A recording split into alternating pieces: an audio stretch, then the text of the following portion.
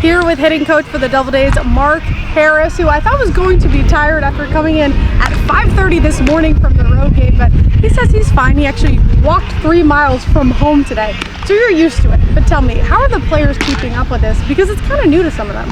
I think they're doing okay, but it's a big shock to quite a few of them.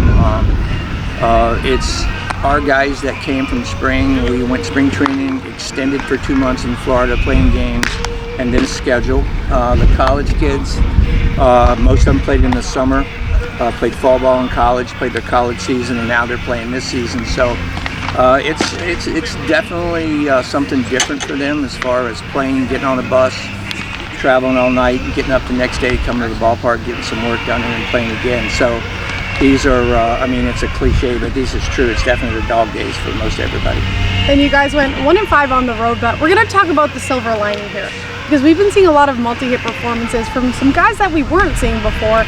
Is there something you guys have been working on in particular that's kind of led to that success or that consistency? Well, as a coach, whether you're a pitching coach or hitting coach, for me, my idea has always been that the whole thing's a process, and I want to know how you're doing when the season is ended versus where we started.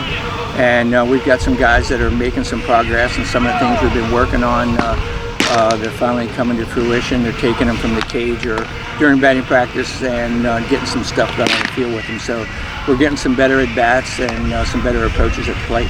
And for someone who does work so closely with these players, are there some players that you've seen kind of develop the most over the season? There is, just because some things that we are able to change with them are not as drastic. Pretty close to what we teach as far as the nationals are concerned. Of course, for me, hitting is individual as reading the Bible. Everybody has their own way, has their own physical abilities. But some guys, changes that we made are less drastic. So they've gotten it a little quicker and are able to put it into play when they get to the game. Some guys are still in the middle of trying to create different muscle memory than they've had for swing since they've been in the Little League. It doesn't mean that what they did before was not successful. Obviously, they're here, they're playing professional baseball, they got drafted to play.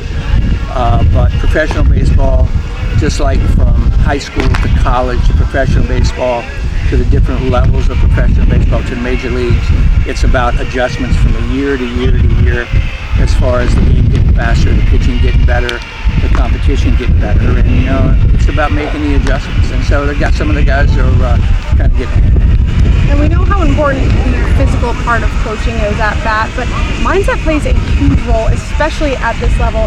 How do you coach mindset?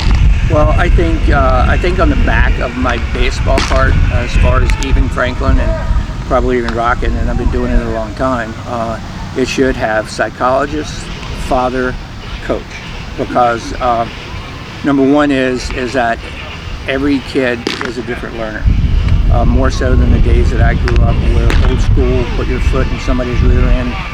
That was the way it was. Nowadays, everybody is an individual learner. I have to learn how to get to that specific player about, okay, what's the best way for me to teach him?